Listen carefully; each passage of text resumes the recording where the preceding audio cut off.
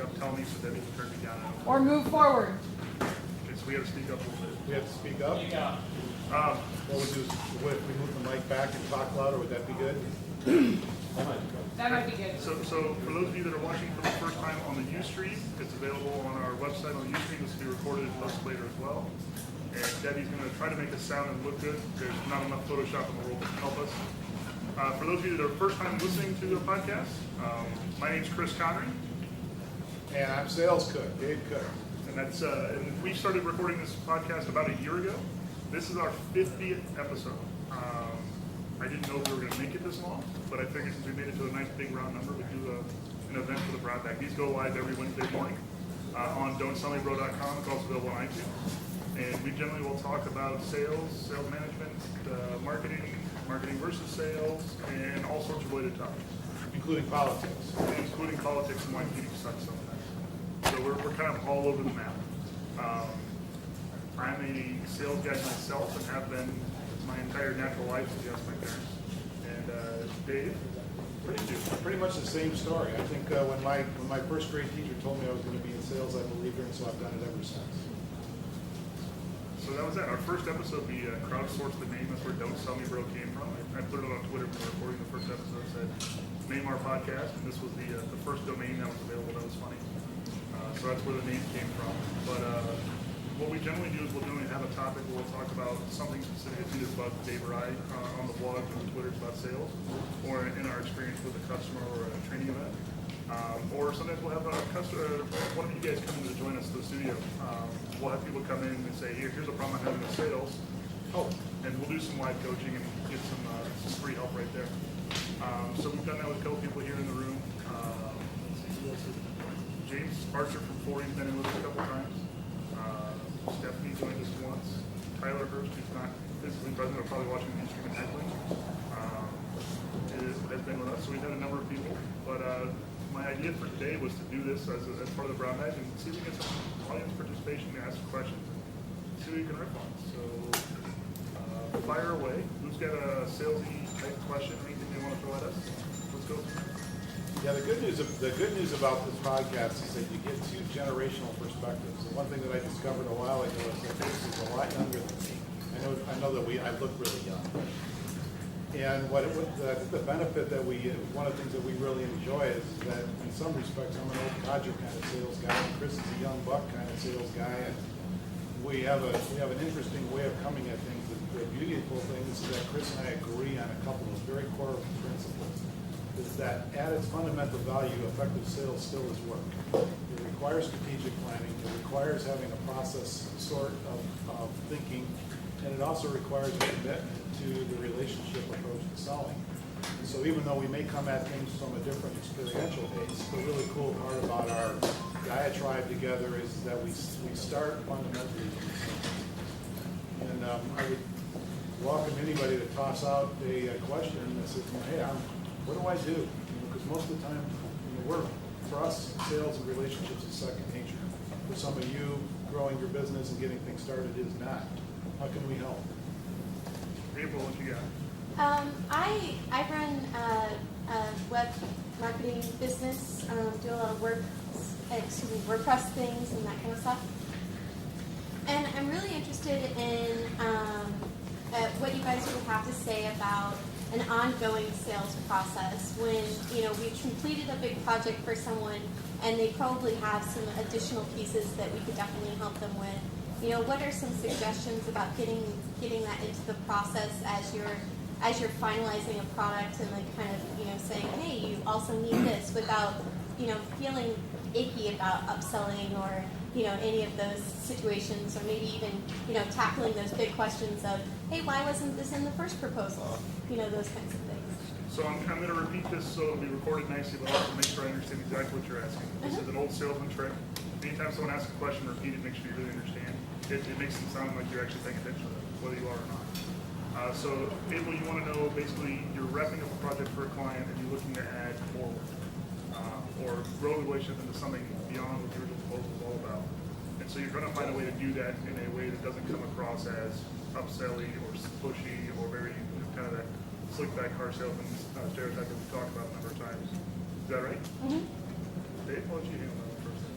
Well, the first answer that I would give to you is that it's never, if you see an opportunity to help somebody out and give them more than what they originally asked for of you, it's never salesy.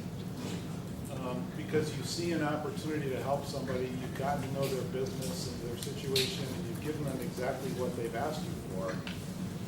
As a professional, you've discovered other needs, challenges, and opportunities that you can help them. That's not salesy. So what you need, the best way to do is own what you've observed and be as a committed resource to helping them out. Own what you've observed and share with them some other things that you've observed and offer ways that you might be able to help them with the things that you've discovered. Well, I think a lot of it goes back to, kind of the core stuff that, Dave and I both believe in when it comes to sales. Is it's not a transactional basis. It's not a, give me $5 and I'm going to do this for you. It's, I want to find a way to help you. I want to find a way to grow your business and grow this relationship. So I think one of the best ways you can talk to them about this is saying, hey, we've been working together for a long time now, and as we've gone through this, I've discovered we could do this, or this as well. What are your thoughts? And here's why I think those are good for you. And frame that in a way that you're going to help the relationship and help their business. Obviously, there's monetary benefit and work benefit back to you, but if you pitch it as you're giving instead of getting, it always comes across better. But it goes back to, you want to get away from whenever possible I'm doing only this one little thing for you for a certain amount of money, and then I'm walking away. Those are really easy to replicate, to come back and forth with, and it's much harder to build a relationship where you have an ongoing client that you're going to work with until they die or close doors. And that's the kind you want to work with. And giving of yourself and finding ways to grow their work is always a good thing.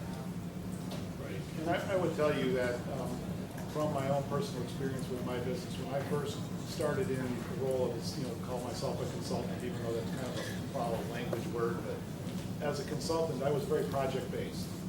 And I would sit down with clients and I would, we would work out the task of the assignment of the job, the project that they gave to me. And I would allow those things to wrap up and was really frustrated with the fact that things didn't go on. And then I realized that it was like, wait a minute, what was obvious to me was not obvious to them. And back to what Chris says, is that because of my commitment to the ongoing relationship and the fact that we had developed some professional rapport, it was my job and my role to sit down and say, look, as we're wrapping this up, I see some other things that I'd at least like to talk to you about to see how I can help you. And as the consultant, truly in the consultative, committed professional role, it allowed me and enabled me to expand my offer to them, which was good because it extended the engagement and the relationship.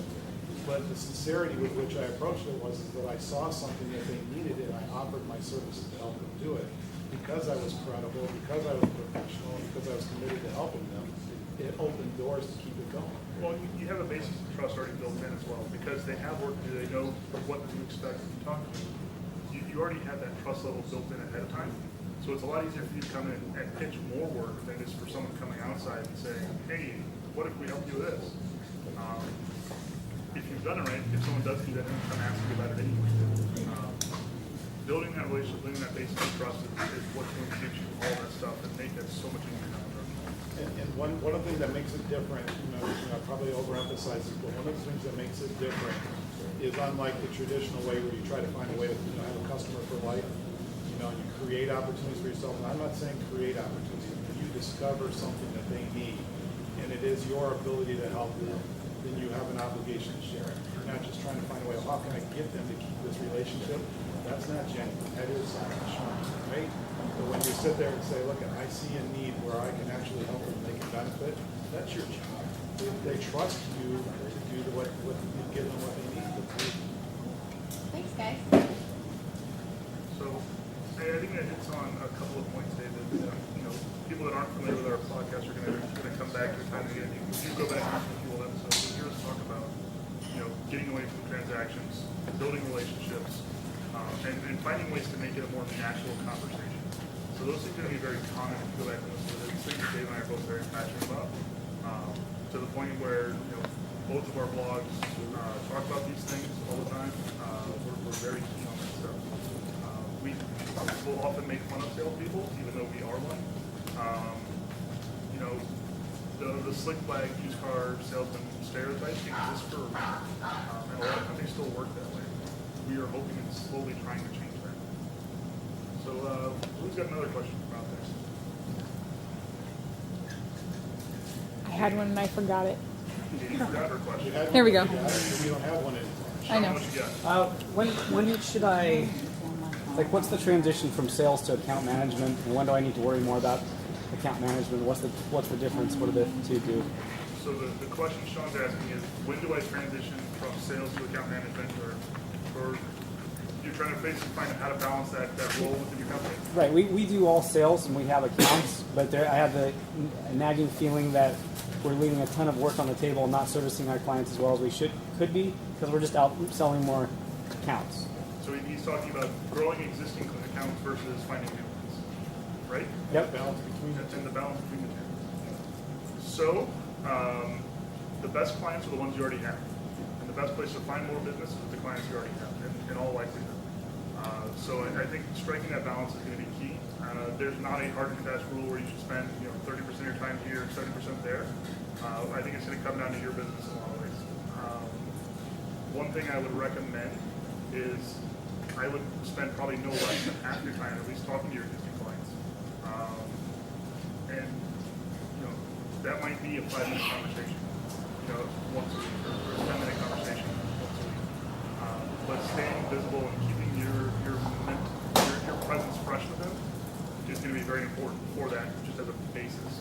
I think going forward from there, you obviously have to keep growing other business as well. I mean, there's 3 parts to being successful, which is keeping the business you have, growing that business, and finding new businesses you can grow and keep.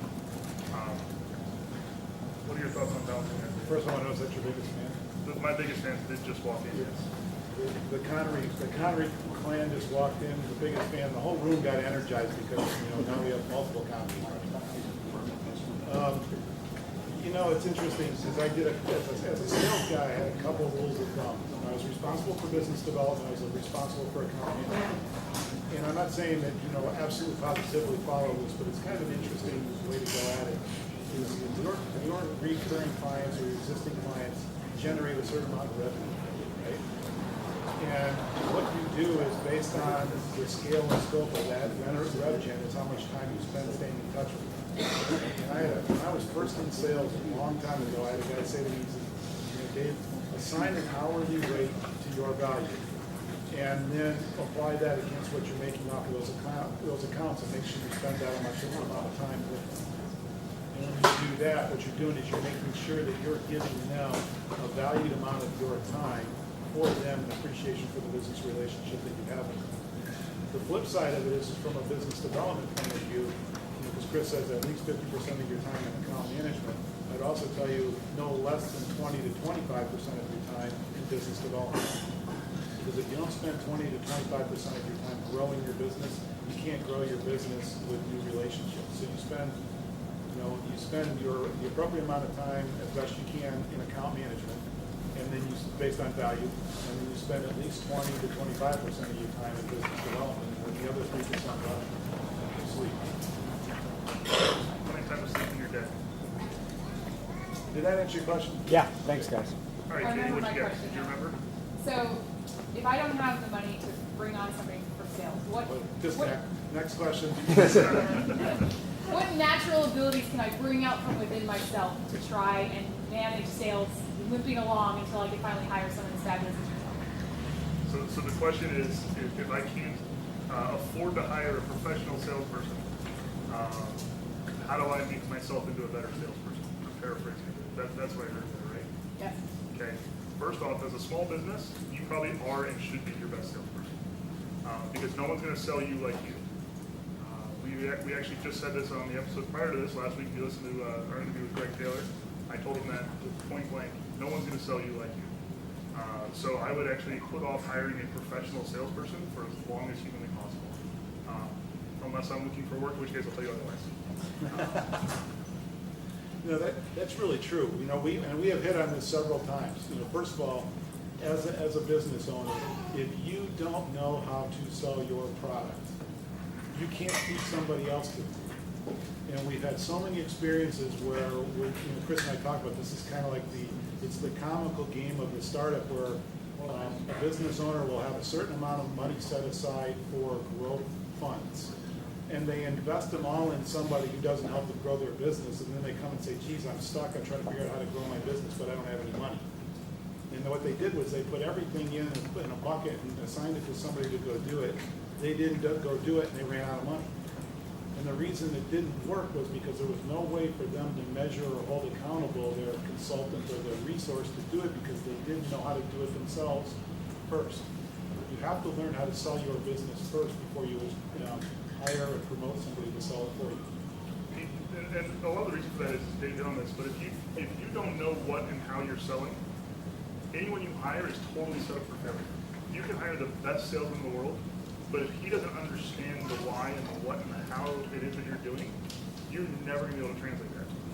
Never. You just aren't, because sales guys think in a totally cracked out, crazy way. But in order to understand what you're doing, you have to be able to explain it to them. You have to give that input back to them. And so you would definitely be better served figuring that out yourself first, until it gets to the point where you have other things that are more important. The minute that running the rest of your business is more important than doing the sales for you, that's when you need to hire a salesperson. And even then, I do it very slowly and very cautiously. And we have talked about this on previous podcasts, is that the key to your sales process is knowing what works, know why it works, and know how to make it repeatable. And you can't give that to somebody if you don't have it for yourself. And so it's understanding what makes it work, what makes it work, why it works, how to make it repeatable is the first step. And you turn it over to somebody else who's skilled at doing that, and they can exponentially make that go. But they need the fundamental knowledge that you have on how to make it go first. And relative to you, you just need to be more personal. Thanks. So on that note, I have a follow-up. Follow-up question. Is there such a thing as a natural salesperson? Like it's a born quality versus a grown quality? Dave and I might talk for a minute. Katie just asked, are salespeople born or are we trained? You get to go first this time. Salespeople are born. And I'm going to caveat that. So I think, just like with athletic endeavors, there are things that any of us can do. I could put a basketball in anyone in the room's hand, and with a certain amount of time, I can get you to the point where we can shoot free throws. But most of you here, there's no amount of training in the world is going to get you to do Michael Jordan. It just isn't going to happen. You have to have certain innate gifts that are given to you. And I think sales is the same way. I think there are certain things that I could probably teach everyone in the room to do and be a good salesman. But to be a great salesman, you have to have some of that stuff for you. I don't know if I disagree. I'd like to disagree with you, but I think that at its core, salespeople have certain, and we have talked about this before, salespeople do have certain things in their DNA that make them more likely to be successful salespeople. And but you can teach people certain skills and certain behaviors that make them good enough at salespeople, but they're not going to be great salespeople unless they have that gene that makes it work. The gene, it's still genetic at some point. Right. You have to have a certain level of the salesman craziness or gene, as you put it, to be a really good salesman. A really good salesman. It's the Red Bull kicking in now. But I mean, I think there is only so much you can do to train yourself, but you can become a really good salesperson with not being bored. Does that answer your question? Yes. In previous jobs, I've had a lot of friends who were salesmen, and they were constantly on the phone doing the cold call, which I think is just the nature of the beast. But that's something that's always been really off-putting to me. In recent months, I've been hearing a lot more about the idea of doing warm prospecting. I was wondering if you could speak a little bit on that concept and how to create that approach. So the question is, how do you get away from cold calling and get more into lukewarm to warm? I personally hate cold calling. I think it's the devil.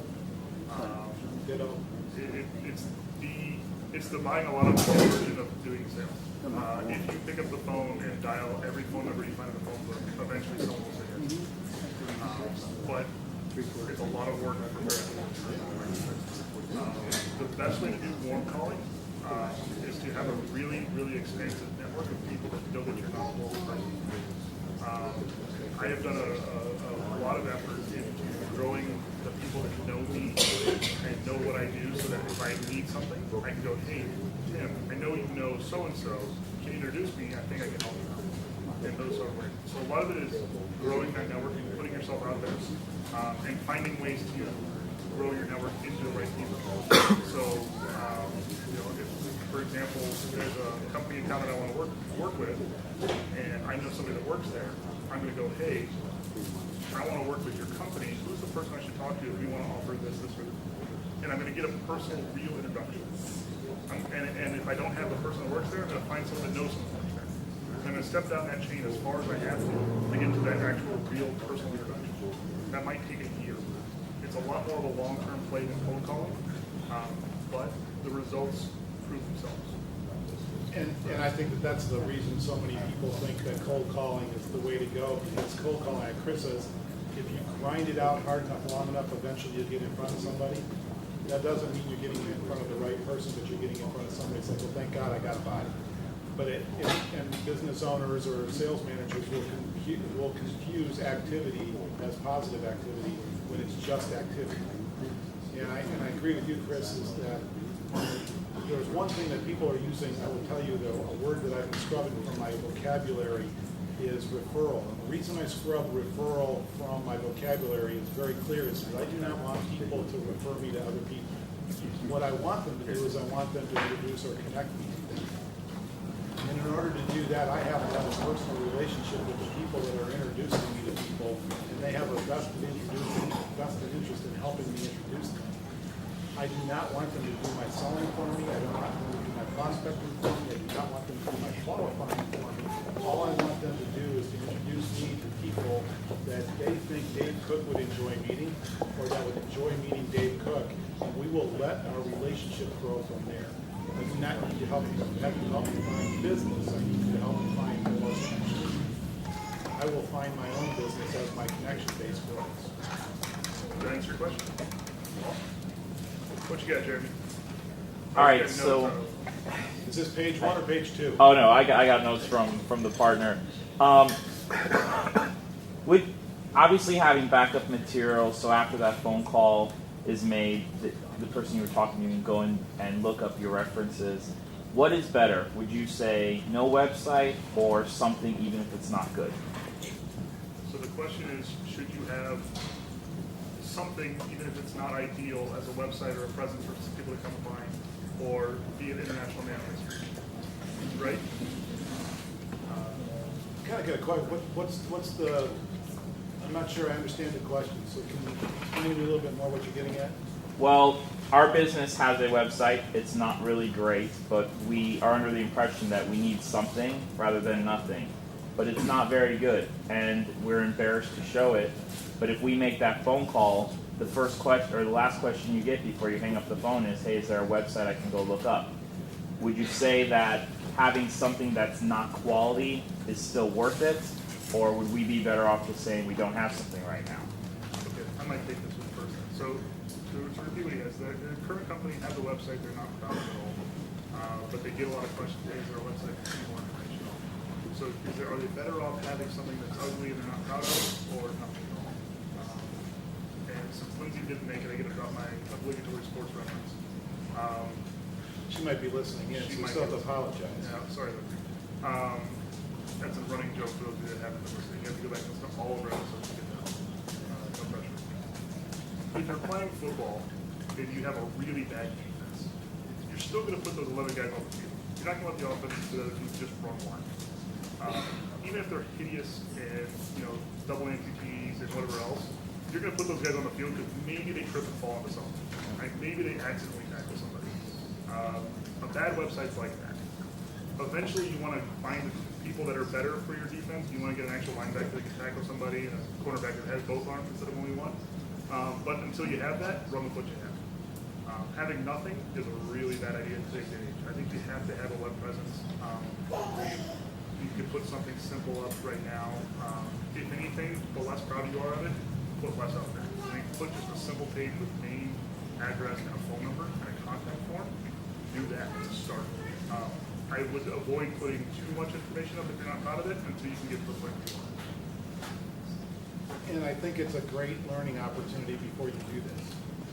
The reason I say that is if somebody says to me, well, thanks, great conversation, you have a website I can go to for more information. What's begging for me in my next conversation, we were having a one-on-one, I go, what didn't you share with them? Or what didn't you get from them that enabled you to continue the conversation? That's a disconnect conversation. That's the same thing as being in a room, being in a convention, have somebody say, you got a brochure? That's their way of saying, I'm done talking with you. In my mind, you have not established the relationship connection yet. That's a flag. So I would say is that if somebody said to me, hey, great conversation, you have a website I can go to, my first thought is, what else do you need to know? Yeah, a good response might be, I do, but what information are you looking for so I can maybe answer for you to save you the time and effort? As long as we're talking. Does that answer your question? Absolutely. Francine, what you got back there? I believe with you that a website is a total necessity. And I also believe that there are lots of bad websites out there. Would you say that a first principle of sales in the world that we live in today would be to take that low quality website and replace it with, for argument's sake, a WordPress site, blog, or just anything that says higher quality than the thing you're ashamed of? I think incremental progress is absolutely the right way to go. And just to repeat what Francine just said is the next step to put something slightly better up there. I'm a big believer in incremental progress. Iterate. Take what you have and make it just one bit better. Change the color so it's not blinking orange to something that's not so eye radiating as that. Change your text from Comic Sans to a font that makes designers not kill themselves. Do small steps to get a little bit better every day. I mean, heck, start with a big picture of puppies. I mean, everyone loves puppies. Start with something and work from there and get feedback. But until you have feedback, until you know what sucks, you can't change anything. So start with something and make small changes every bit of the way. Measure everything. The company that I work for here, that's what we do. Is we make small changes. We measure. $5. That's sponsor the podcast now. We make small changes. We report on results, and we optimize. And we're constantly changing to get the better conversion. And that's what you're going to be doing for your own business. Constantly change things until you're getting to the point where you're getting enough business, you don't need to worry about that anymore. You need to deal with all the new business coming in. Are you saying it'll never be perfect? There is no such thing as perfect. Okay. And I agree. And There's no such thing as done. there's no such thing as done. I've been in my business model for nearly 10 years, and I can tell you my website's always going through changes. I learn more, I discover more, I read something, and I say, wow, I just don't like that verbiage anymore. 6 months ago, I loved it. Why did I hate it? Because of the way I'm communicating with my clients, the stories that I'm telling, the things that I've learned from them have changed. My business is evolving, my message is evolving, my story is evolving, but I had to start somewhere. So I have to have something out there to start with, and like you said, from there I make it better. And I recognize it's always going to have to be made better. Well, I mean, it's just like we did in sales. See, you're not done when they sign the contract. You're not done when you finish the project. I mean, going back to April's question earlier, you're never done. You're done when you die, or when your client closes the door. But you're not done when they sign the contract. You're not done when they finish the project. You're not done 6 months after they finish the project. You should always be growing that relationship. It's the same sort of idea. Because you're always doing something to make that better. You're always finding a way to add value. And I'd like to piggyback on that a little bit, because I know you feel this way, but I want to make sure everybody's understanding. Just because I can't sell them something doesn't mean that the relationship is over. I think this is a thing that I think that true business owners or entrepreneurs, people who are relationship driven, get that. Salespeople are terrible at it. Is that they walk in and they say there's no opportunity here anymore, there's no opportunity here now, and they go down the road to try to find the next thing to kill. And when you really think about what Chris is saying, your commitment to the relationship is forever. And you're constantly discovering ways to add value to the relationship, and that may or may not involve something that sits inside the four walls of your business. It doesn't matter. Your commitment is to the relationship and to the things your clients need to make their business better. And you help them discover that, whether you're going to make a nickel on it or not. That was your commitment, to help make the business better. That's the difference between a sales turkey and somebody who's committed to a true business relationship. So I think we hammered that question pretty well. We get time for a couple more. Let's get something else out.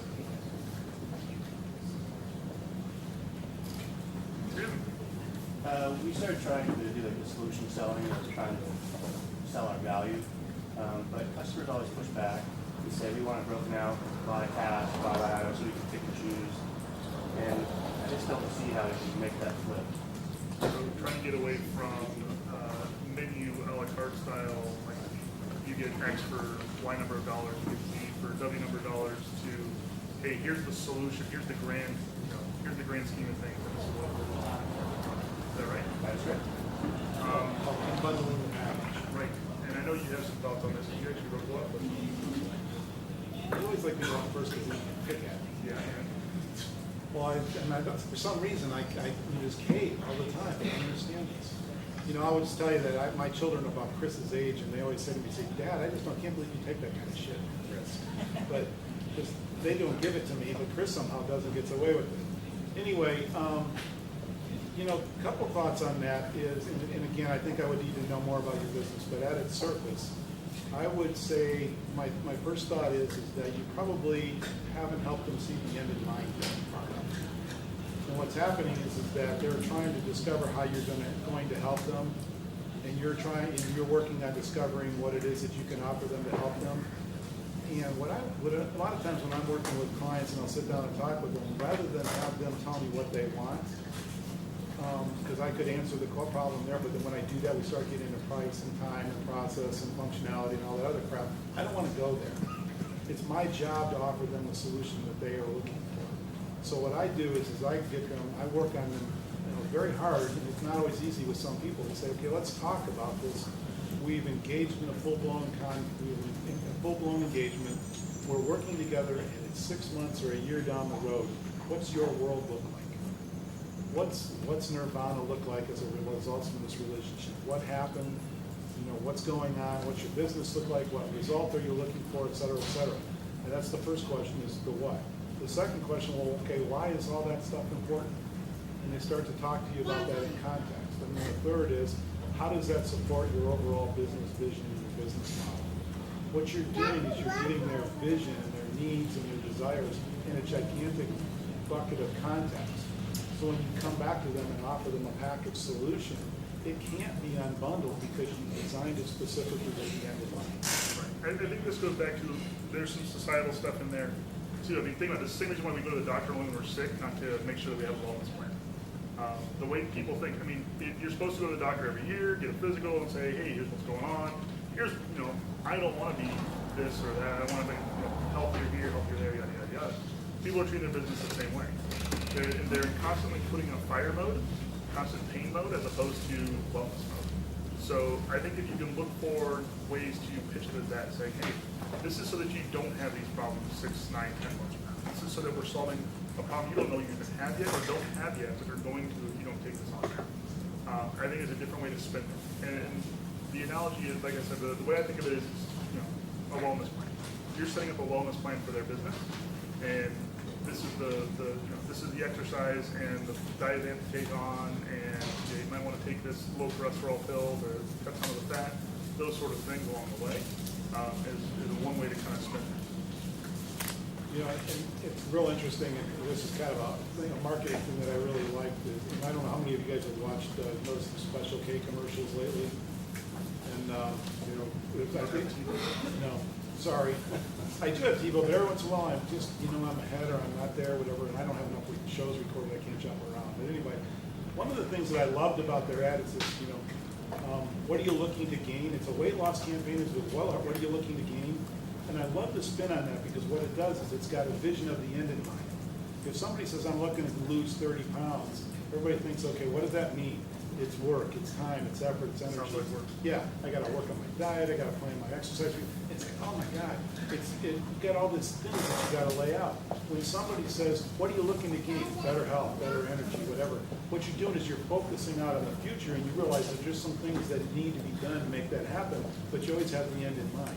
If you help your customers, your clients, identify the end game and work backwards, it allows you a lot more flexibility for them to trust you because they understand that you can help them get to their vision, other than trying to get them to buy from you to offer them help to get there. Again, going back to the giving instead of getting. You got to set up as something that you're giving away. It's a great question. It's a great challenge for many people. Plan, just watch your words. You guys are trying. If you're trying, it's going to be more difficult. Make a commitment. There's no try, do or Yeah, not. yeah, make a commitment that we're going to find a way to have a better conversation with our clients and keep working. Trying allows you to get off the exit. So we're at approximately double our normal length of our episode right now, so we have time for one more question probably, unless there's some awesome else. Ed's over here. He's been holding out. He's got a trap, I see that grin. Yeah, it's coming. What do we got, Ed? So after 50 episodes, if you only could share one thing, what would it be? Oh, jeez. You can't. If I could just say one thing to sum up 50 episodes, it'd be go back and listen to the other 49. But seeing as that's probably a cop-out answer. Say word. one word. Debbie said we should say relationships. I kind of like that one. I do, but you know what the problem with that is? It's a buzzword and so many people don't do it. Okay? So if you understood the sales cook Conrey or the Conrey sales cook definition of relationships, I would say yes, it's relationships. Everything that we do in this new economy, everything that we're experiencing in our world today is completely dependent upon the community that we build around us. And if you guys are trying to go at your business model, whether it's sales or it's marketing or finance, I don't care, whatever functional tag you put on your business, and what you're doing, is if you're doing it for you, your business can and will grow.